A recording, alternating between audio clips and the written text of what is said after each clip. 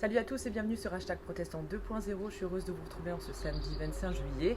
Alors en ce petit matin, je vous propose une lecture issue de la Bible dans le dernier livre biblique, le livre de l'Apocalypse. On est au 3e chapitre dans les premiers versets.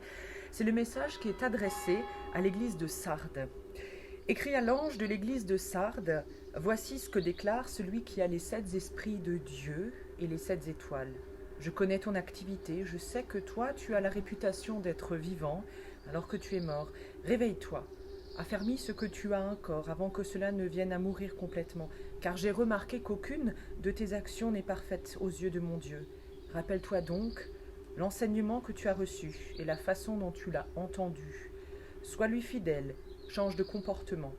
Si tu ne te réveilles pas, je viendrai te surprendre comme un voleur, sans que tu saches à quelle heure ce sera. Cependant, quelques-uns des tiens, justement, à Sardes, eux-mêmes n'ont pas souillé leurs vêtements. Ils m'accompagneront vêtus de blanc, car ils en sont dignes. Ceux qui auront remporté la victoire porteront ainsi des vêtements blancs. Je n'effacerai pas leur nom du livre de vie, je reconnaîtrai devant mon Père et devant ses anges qui sont à moi. Que chacun, s'il a des oreilles, écoute bien ce que l'Esprit dit aux églises. Réveille-toi, c'est un petit peu le mot d'ordre en cette fin de semaine et aussi pour être bien éveillé pour ce week-end.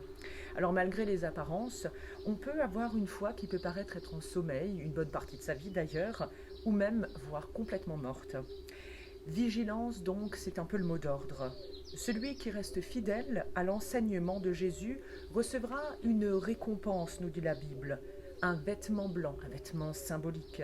Ce vêtement qu'il est donné par Dieu symbolise la vie nouvelle, celle que l'on trouve avec le Christ. Le blanc, nous le savons, est signe de pureté, souvent associé à Dieu dans la Bible. Sinon pourquoi porterions-nous encore des vêtements blancs à des grandes occasions, telles par exemple qu'au sacrement du baptême? Ce livre de l'Apocalypse est bien particulier, vous l'avez entendu, par ces mots. Mais le ton est donné, c'est un livre pour réconforter, aussi pour donner de l'espérance aux croyants des premiers siècles. Oui, car les temps sont durs.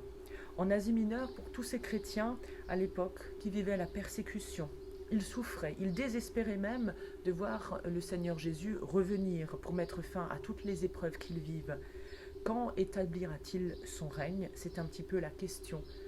En tout cas, au livre de l'Apocalypse, nous retenons à travers ce passage aussi que Jésus, si bien même il est venu vaincre le mal à travers sa résurrection une première fois, en triomphant de la mort, ici même, à la fin de la Bible, il nous est dit, il la vaincra définitivement. Cela pour permettre à tous les croyants l'accès au royaume du Seigneur, à cette nouvelle Jérusalem que nous espérons tous, enfin un peu de paix. Et je vous propose cette prière justement d'André Dumas dans 100 prières possibles, avec ces mots des 4 saisons en un jour. Seigneur Jésus, au matin, fais que je m'éveille, tel le ciel en sa blancheur, tel le jour qui s'offre à neuf, tel le printemps qui pointe en sa nouveauté. Fais que les rides de ma vie soient oubliées et que les pesanteurs de ma nuit aient lâché l'étreinte. Donne-moi de la fraîcheur, toi qui au temps de Noël est arrivé pour nous visiter comme l'astre levant venu d'en haut. À midi, Seigneur, fais que je m'active tel le ciel en sa largeur, tel le jour qui prodigue son éclat, tel l'été qui ne faiblit pas. Fais que je ne m'économise en rien, ni ma peine ni ma joie.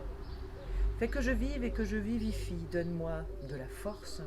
Toi qui au jour de la transfiguration es monté sur une montagne et y as changé de visage.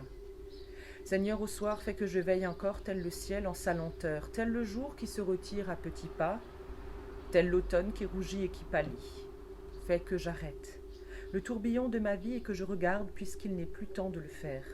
Oui, donne-moi de la constance, Seigneur, toi qui au jardin des Oliviers savais la journée finie et priais sans dormir.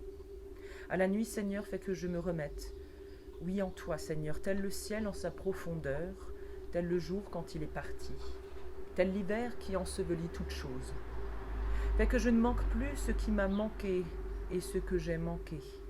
Tiens ce que je ne veux plus retenir et prends tout ce que j'ai transmis. Donne-moi, Seigneur, de la confiance, toi qui as remis ton esprit entre les mains de ton Père, quand les ténèbres ont envahi toute la terre. Seigneur Jésus-Christ, toi qui es passé par toutes les saisons de la vie, accompagne-moi dans les saisons de ma journée, pour que j'arrive à les habiter telles qu'elles me sont parfois données, parfois volées, parfois imposées. car toi aussi tu as été l'homme des hauts et des bas, des lumières et des retraits. Toi aussi tu es passé avec nous du matin au soir pour que nous puissions passer avec toi du soir au matin. Si tu es frère, sauveur et seigneur au siècle des siècles, sois-le aussi pour ce seul jour de ma vie où je tresse mon histoire avec la tienne. Amen. En vous souhaitant un super bon week-end avec du soleil et beaucoup de joie. Et on se retrouve demain matin en méditation à 11h avec un message adressé, un bien bon mot adressé par un collègue de notre union d'église. Alors rendez-vous demain matin sans plus tarder et surtout profitez bien de ce week-end.